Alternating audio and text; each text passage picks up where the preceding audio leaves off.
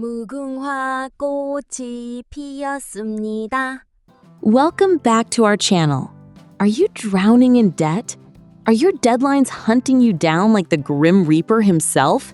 Then welcome to Squid Game. But hold up. Today we're not talking about Seong Gi-hun. Imagine the frontman slapping all 16 MBTI personality types in the face and tossing them into that underground dorm. What would actually go down? Would the ENTJ set up a ruthless dictatorship on night one? Would the INFP cry in the corner until they get eliminated? No. Throw away those boring stereotypes. Today, we're diving deep into cognitive functions to see how the 16 MBTI types would actually survive each round. Smash that like button, subscribe, and grab your popcorn, because the game starts now. Round 1, red light, green light. The first shock. Red light, green light. Seems like a piece of cake. Until the first guy gets wiped out. This is where cognitive reflexes reign supreme. The extroverted sensors, ESTP, ESFP, don't think they'll just run around recklessly and eat lead. With extroverted sensing, or SE, their spatial awareness and physical reflexes are top tier.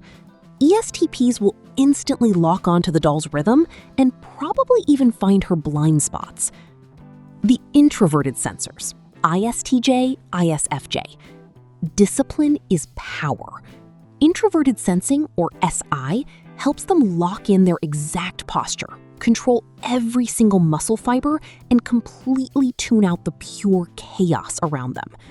ISTJs will march forward like a literal metronome. The intuitive types, ENTP, ENFP, INTJ, INFJ. Oh boy, these are the guys most likely to catch a stray bullet in round 1. Why? Because their intuitive brains love to disconnect from reality. When the gun goes off, extroverted intuition, NE users, can get completely overwhelmed by a dozen intrusive thoughts. Wait, is this an illusion? A reality show? Should I play dead? 1 second of distraction, and bam! Meanwhile, introverted intuition, NI users, tend to trigger the classic freeze response. They'll shut their eyes, and their brains will instantly fast forward through a million worst-case scenarios, paralyzed by the existential dread of dying purely due to their slow physical reflexes. The only way they survive is if they can immediately shut down the doom scrolling in their heads, snap back to reality, and switch their brains into observing the doll's pattern. Round 2, the Dalgona candy. This game demands steady hands, but above all, hardcore problem-solving skills. The introverted thinkers, INTP, ISTP, welcome our ultimate game hackers. Introverted thinking, TI, absolutely refuses to play by stupid rules. ISTPs will whip out a lighter they smuggled in their shoe to heat up the needle. And INTPs, remember Gi-hun licking the candy? The out-of-the-box thinking of TI combined with NE will instantly realize the chemistry. Sweat plus saliva equals sugar-dissolving acid. They will sit there and lick that candy with profound philosophical dedication. The extroverted thinkers, ENTJ, ESTJ, they are going to be absolutely furious because this game relies way too much on tedious micromanagement and pure luck. Extroverted thinking, TE, loves macro control, not meticulously scraping a tiny umbrella. If they get a brutal shape, an ESTJ might just intimidate a weaker player into swapping tins before the clock even starts. ENTJs, on the other hand, are a bit more sophisticated. Using their auxiliary NI, they'll quickly analyze the structural integrity of the candy, find the fault line for one clean snap, or brilliantly manipulate a crafty neighbor into finishing the hard part for them. One thing's for sure, they definitely don't have the patience to sit around licking sugar. Rounds 3 and 4, tug of war and marbles, stripped down humanity. Moving on to tug of war and marbles, we are officially done with physical endurance. This is a tear-jerking test of your humanity. Tug of war. This is the ultimate playground for extroverted feeling and extroverted thinking. ENFJs and ENTJs will absolutely shine as team captains. The ENFJ uses FE to boost morale, gluing the squad together into a fearless, unified front. The ENTJ uses TE to optimize the pure physics of the formation: who goes first, who anchors, and locking in that flawless 45-degree angle. Marbles, aka human hell. You have to scam your absolute best friend. Marbles, the introverted feelers, INFP, ISFP. People always call INFPs weak. Dead wrong. Introverted feeling, FI, operates on a fiercely rigid moral core. In this round, an INFP might willingly sacrifice their marbles to die with their dignity intact. Or, if they are backed into a corner, pushed to their absolute breaking point, and gripped by their inferior TE, they will become chillingly ruthless just to survive, carrying that intense trauma for the rest of their lives.